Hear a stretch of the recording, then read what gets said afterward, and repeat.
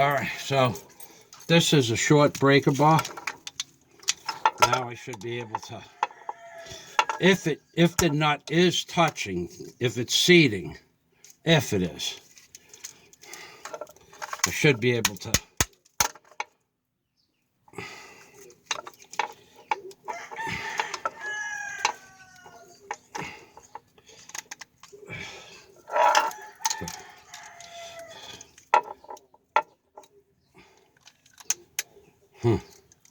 This might be a broken breaker bar.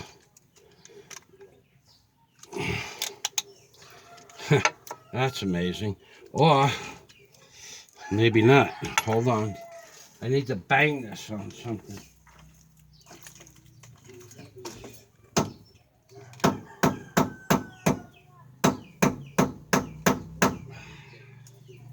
Oh boy.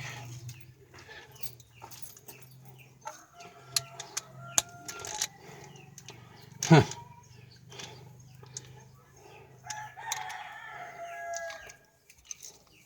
All right, well, it seems to work now.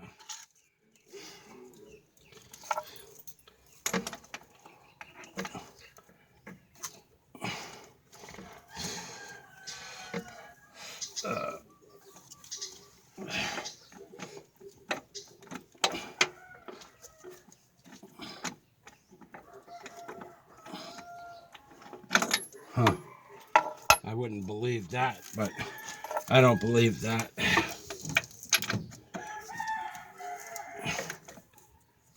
I don't believe it. It's got a lot of friction on it, but I don't think it started the bolt in the hole.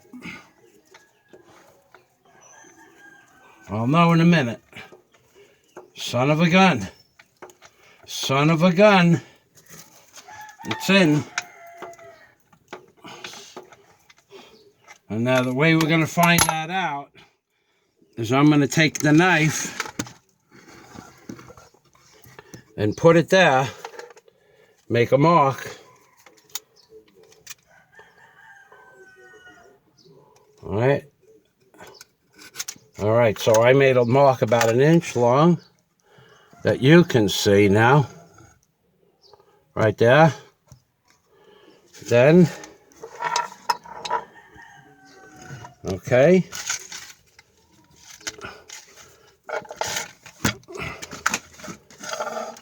You see that mark there, and I'm going to be tightening that nut.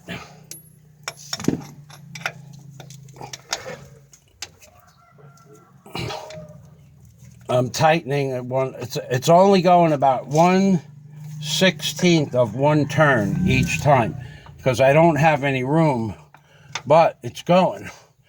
Yeah, it's walking up. It looks like it's walking up.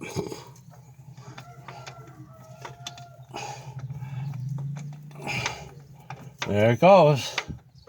It's a success story. Okay. I'll show you now where I'm working with the wrench in the tight little spot that I'm working in down in here. Now I could have used the long socket, the long ratchet, but I have, now even if this didn't work, I have a shorter one, about 1.5 inches shorter, and then one that's even shorter than that. And there's the space disappearing. Ow.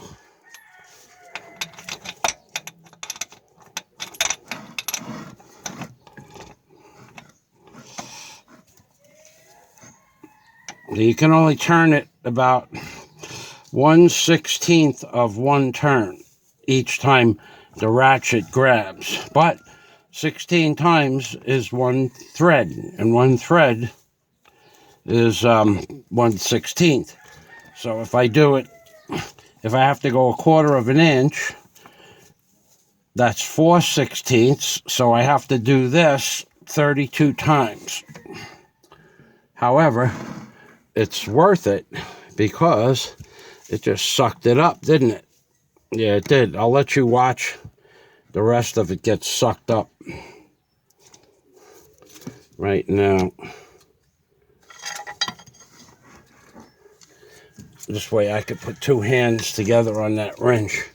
All right, 1, 2, I'm going to turn my hand around. 3, 4, 5, 6, 7, 8, 9, 10. That's unexpected. 11. I think I just broke the ratchet. Not broke it, but okay. It's froze. You know, a lot of these tools haven't been used. Some of the tools, this ratchet has been in a box since, well, it's been in a box in America since 2013.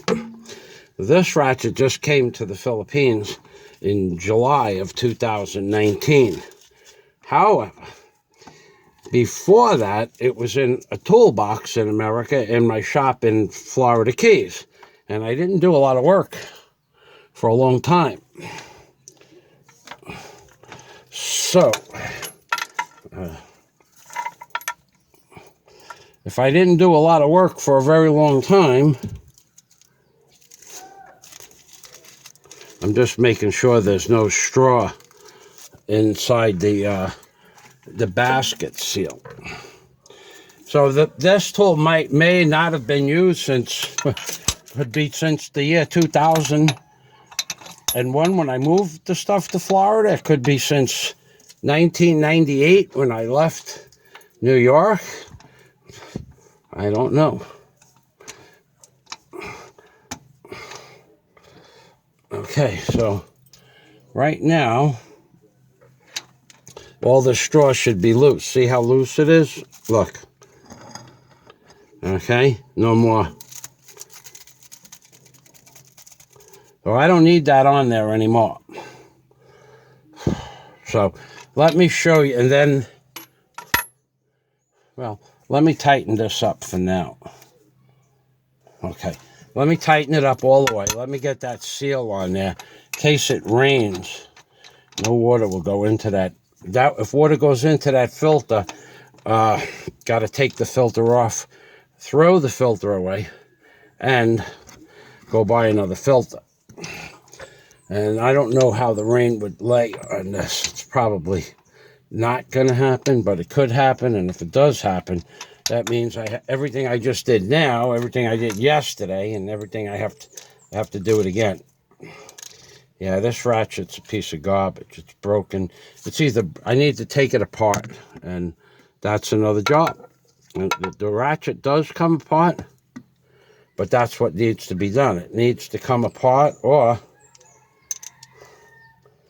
I could simply put some oil in it. After I'm done with this, I'll put some corrosion block oil in it.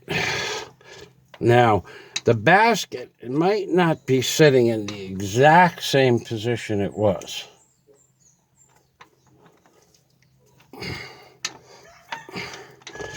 But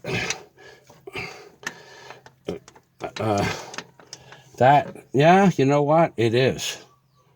Yeah, because I can see the measurements for the different size sockets to put the machine, to put the basket on, and to take the nut off, the oil drain nut off the machine.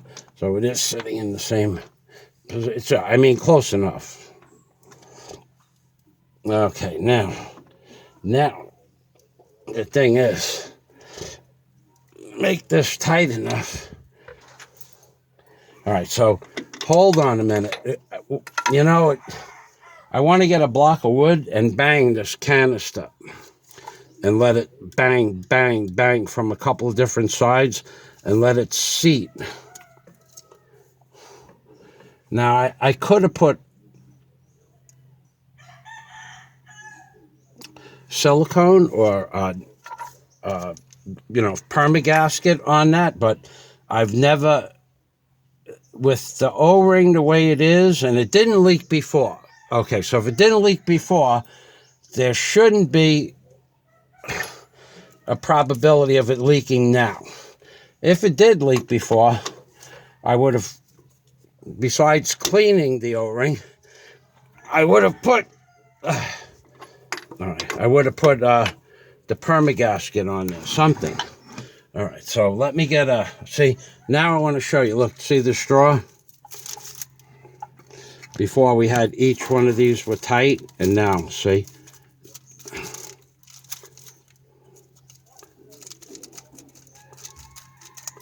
Okay, and if I take this binding off of here, what's called the cinch, if I take the cinch off of it, the cinch will reveal that how much slack, how much we actually walked it up, which you already know, but we walked it up 1 inch on the canister. But before, all of these pieces were taut. So there was 0 slack in any of them. And as this one has more slack, because it was the first one I tightened, this one had the second. This is the third, and fourth, and fifth, and sixth. So the first one has the most slack because that's where the first one that we tied up. That's why they're different sizes. So these are all cinched up here.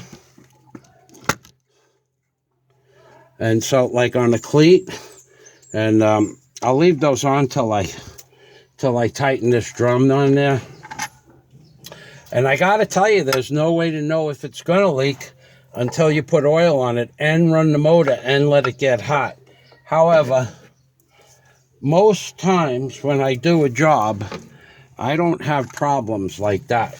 Like the problem that I had with this job today was, one, I forgot how hard it was to put it on, and two, I didn't know how to put it on because last time Daisy was someplace with a very long stick, and we put it on together. So we had like, instead of having these bindings on here, Daisy had pressure with a 4-foot bar or something that pulled the canister up.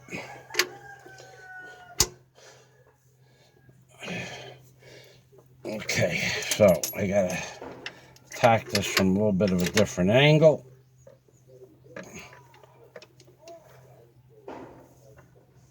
Okay, I do not want to bend or break that camp, and I don't.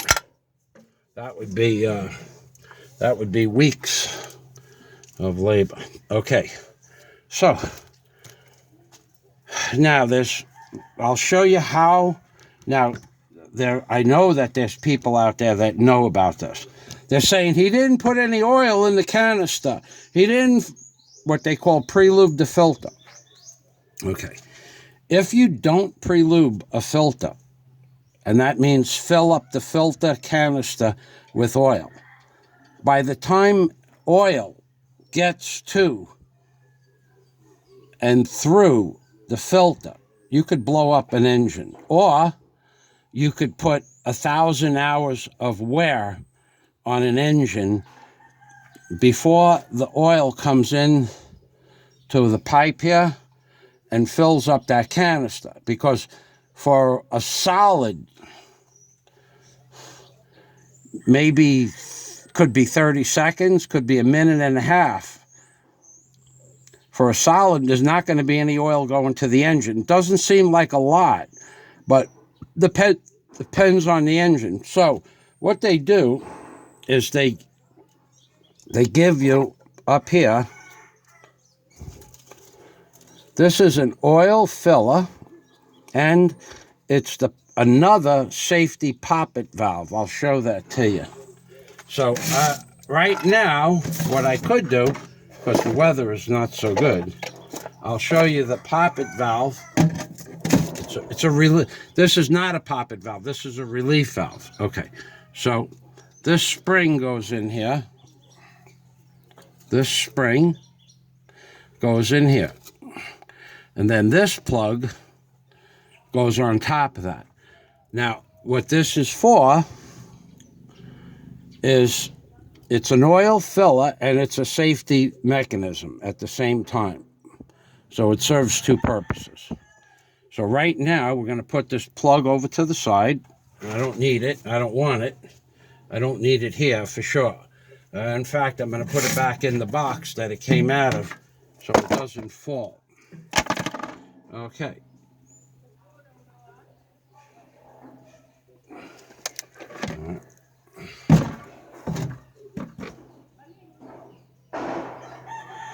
Alrighty, so now what I need to do is I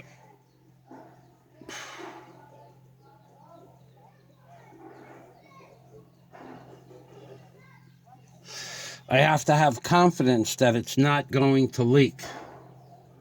That's what I need, number one. Number two, I need to drain the oil out of the machine.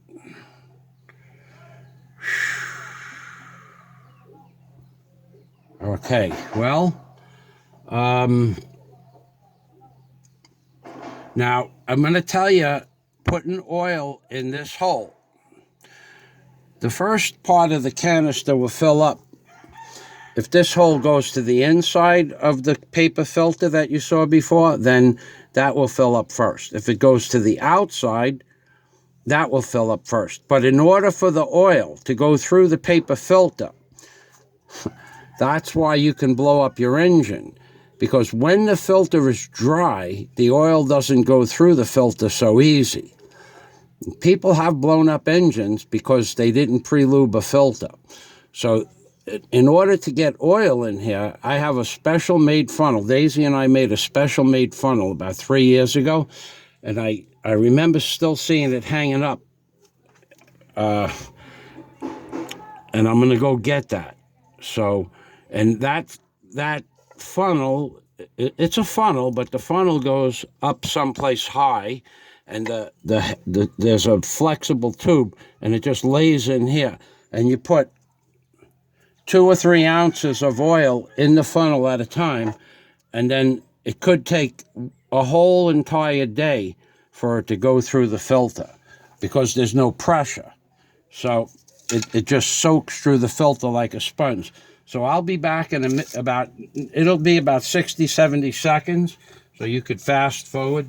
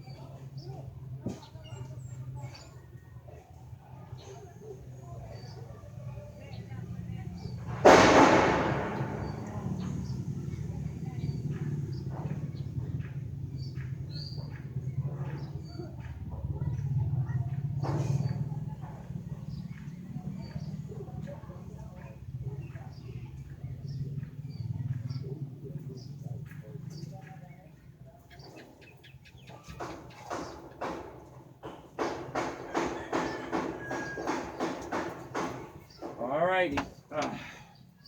Well, I found a funnel that's the same size as the other one. It's a small little funnel like that. And I found a proper funnel with a metal end on it. But I don't know if this leaks. So this could make a big mess. But so what I'm going to do is I'm going to put this funnel into this hose, like so. I blew the dust out of it. I'm going to take this funnel and put it into this hose. Okay. Now, what I need to do is throw out this whole piece of hose because it's broke. All right. Hold on. Yeah, this hose is no good.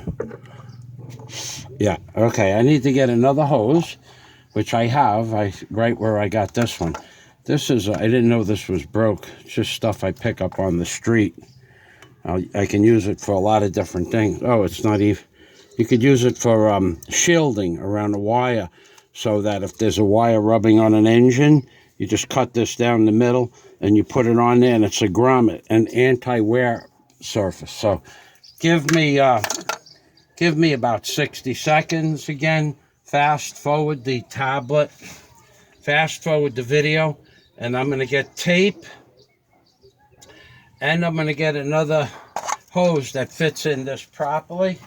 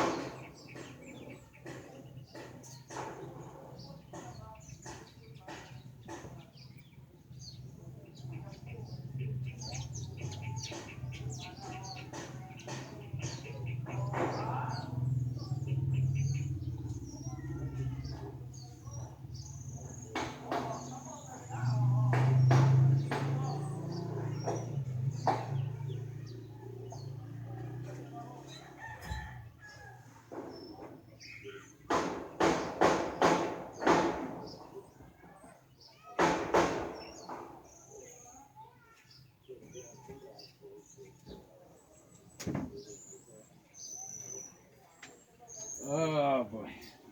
All right, good news.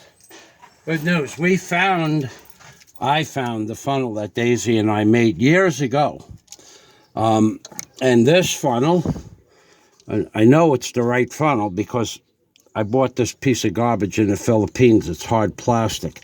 This funnel has a piece of copper wire, and then this funnel hooks onto the frame above.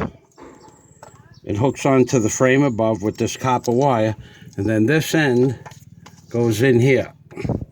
And we put about 1 ounce or 2 ounces an hour into this. That's all, because it takes that long. And if I start now at 12 o'clock on March 17th, I'll be done filling this filter up tomorrow afternoon. So that's one thing And genius that I am, I had the tape in my hand. Oh boy, okay, so what we got to do is I got to go get the tape now.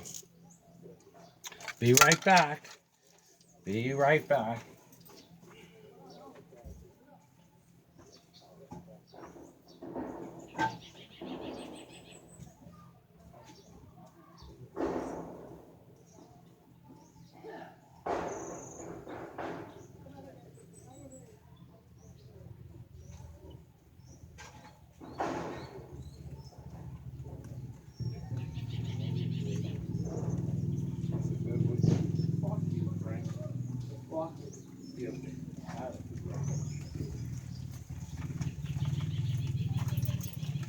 Oh boy, it's raining hard now.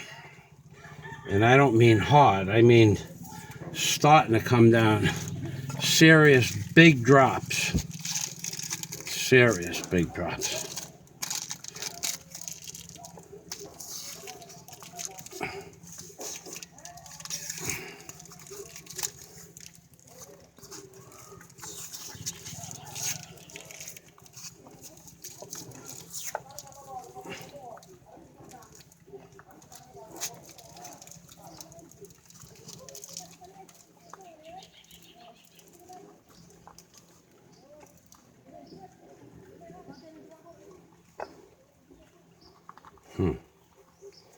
Okay.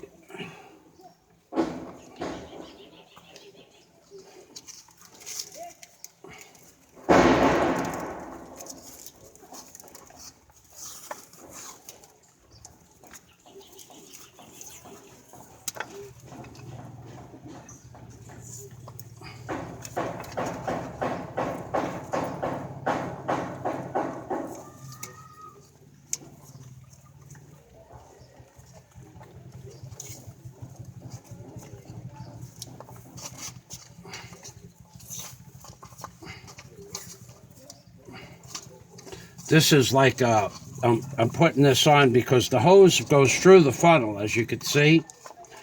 So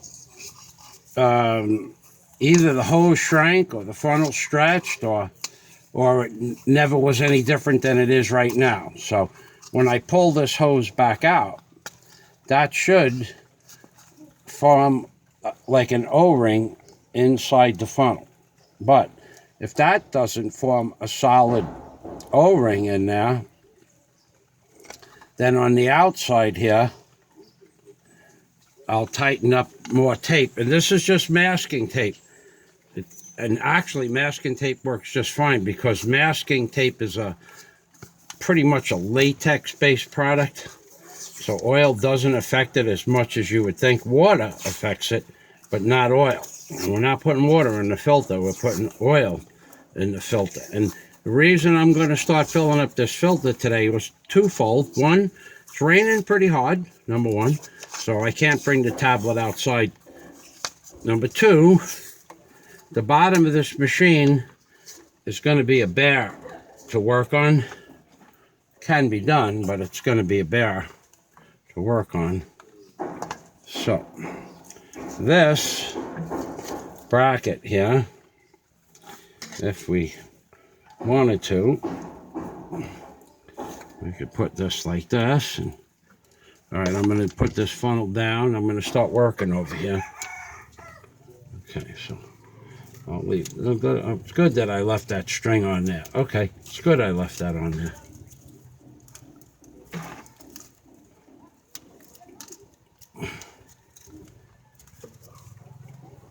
Okay, so the hose is in the hole,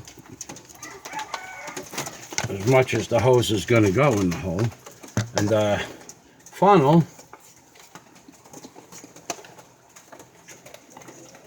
is, oh boy, you hear the rain? I hear the rain.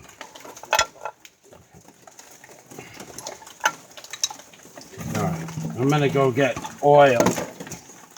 I am going to go get oil, and I'm going to put the tools, the tape and the tools away. Right now, I don't need anything out here except oil. and a raincoat, which I don't have. I have a plastic bag, but I'm not bagging it today. Okay, so let me go put this spring and the poppet valve away.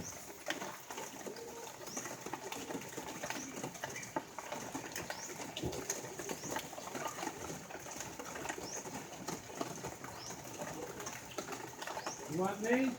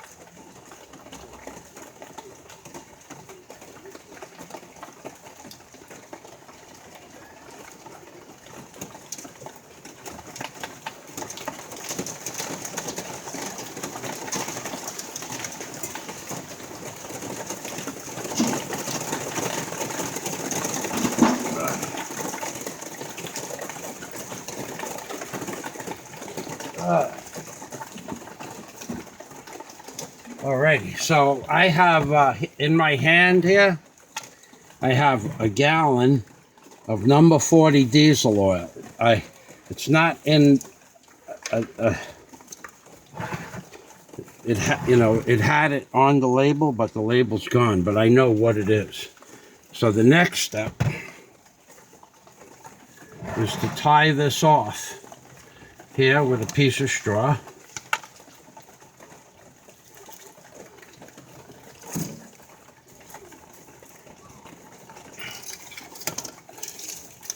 And then start filling up the funnel with oil. And a lot of it's going to leak out. I'll tell you that right now. I don't know how much is, but some of it's going to leak out for sure. Just because that's the nature of the beast. Last time it leaked out. Well, don't worry about that. How much when I say a lot? Probably over the course of 2 days, probably, I don't know, 2 ounces. That's a lot of oil. I get to be honest with you, that's a lot of oil.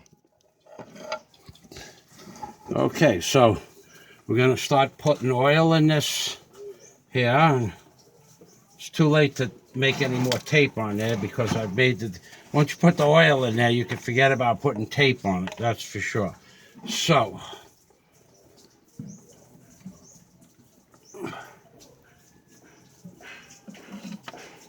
what I should do, and what I'm going to do, is I am going to go get a 6-ounce Dixie cup. So I know, because this is, I can't tip that canister over. So I'm going to get water for myself to drink. 60 seconds, I'll be back.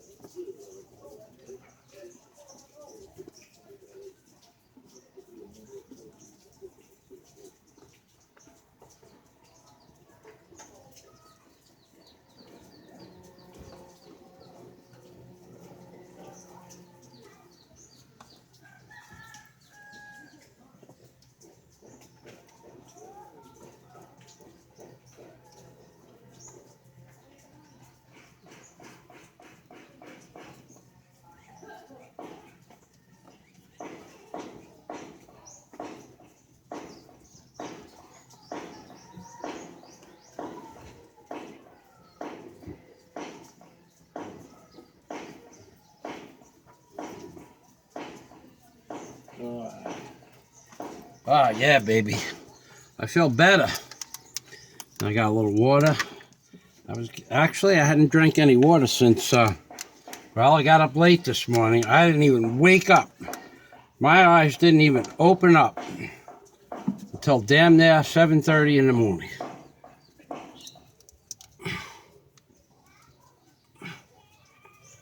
Okay, so it filled it up almost to the brim. It's not coming out of the hole where the hose is going into the filter because well, I don't know that it's going through the hose. We'll know in a minute. Yeah, it's going. Okay. So it is going through the funnel. It's going through the funnel. The funnel is going down. A very slow process this is. And being that it's raining, it's slower because I can't get any. Normally I put the funnel up through the top of the cage, the motor package, but I can't do that because it's raining and then it'll get water in it. But it is going down, and like I said, even to get the fluid out of this one funnel could take a half an hour to get that 5 or 6 ounces, whatever's in that cup. Could take a half an hour. So what Daisy and I did is we just left we put the funnel up into the engine package, which I can't do anymore. And, well, I can't do it today. And we just put oil in it. Every couple hours we went by and looked and see if it needed oil. We just added a couple ounces of oil. And that's the way to do it. Now, in the factory, not only do they have a bracket to get that canister on with one man, and it's just a matter of time, which actually, when you think about that bracket going on, the canister, the video wasn't quite 1 hour long. So I took the filter from where I cleaned the parts over to here, tried it, figured out how to make an arrangement to suck the canister up to the faceplate, and put the canister on in an hour and 10 minutes or less, just about 1 hour from the time I walked away from my other work area.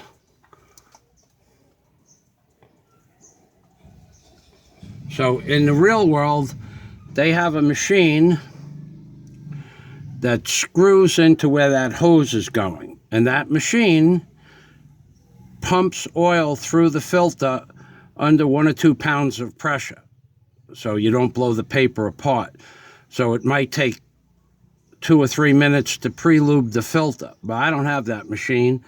I don't have a fitting to fit into that. I don't have the ability to do that. So we have to do it the way I'm doing it. There is no other way for me.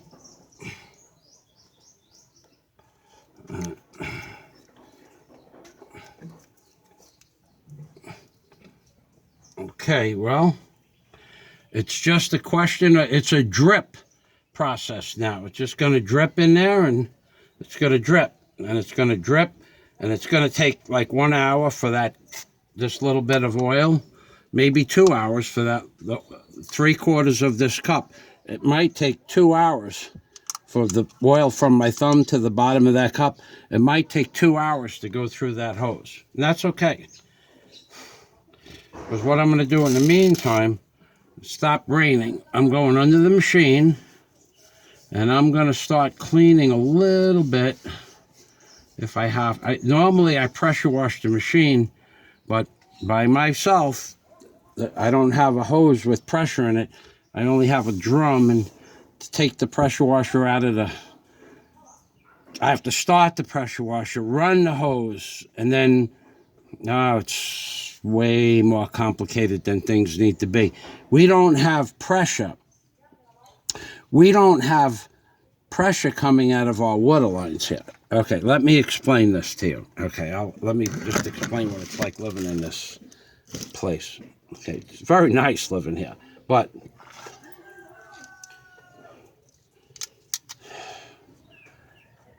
there is no pressurized water lines. They don't have pressurized water lines. Not when I first moved to where I live now, water was trucked in. And it came in either a truck that filled up your water tank. In the hotel I lived in, they had a big water tank in the ground, and that pumped water up to the water tank on the roof. But there was no water line. There was no water line at all. Like, they're just dirt. You build a building and you put electric to it. But then, within a year, they put water lines in, but you have to pay for that. I don't remember how much I paid for my water line, but I had to put the water line in myself. I hired 2 so-called men to do the job. Had I let them do it, I would have had to redo it anyway. Wouldn't matter. They took the dirt from the road dirt from the street, and they dug down like 3 inches, and they put the water line. I said, "What are you doing?" So it's under the ground. I said, no. I want it down 10 inches. No, sir. Too much work. I said, well, then you go home. I'll do it. So it was a 90-foot run. Out of that 90 feet, 40 feet, 45 feet could be above ground. And then there were 2 roads that it had to cross. And the roads were 20 feet underground and then 25 feet underground. So where they had no problem leaving it on up above, because other people's water lines are above the water, sitting on the grass. There's like 20 water lines sitting, just like you see in the videos in the city. They just run the water lines down the street. However,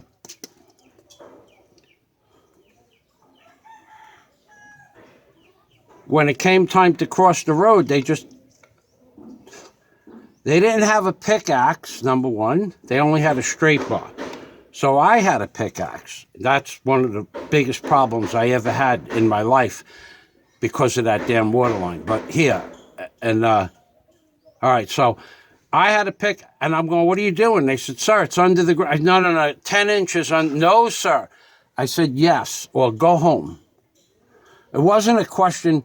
They already got paid, I agreed to pay them 1,000 pesos, even though they worked for the water company and that was their job. In order to get them to do their job, I had to give them 1,000 pesos. So I agreed. It wasn't 1,000. It was 700 plus snacks. So a couple of hundred pesos for snacks. And snacks included whatever they wanted for the day. Soda, candy, potato chips from the Sari store. So I said, you, no money, go home, I'll give you like 200 pesos. No, sir, this is our job. I said, you're supposed to do, and they spoke English. I said, well, you're supposed to do this for free. It's your job, your trabajo. No, sir, you pay. Like, they weren't telling me why I had to pay. They were just telling me I had to pay. So I said, no, go home, I'll do it myself. So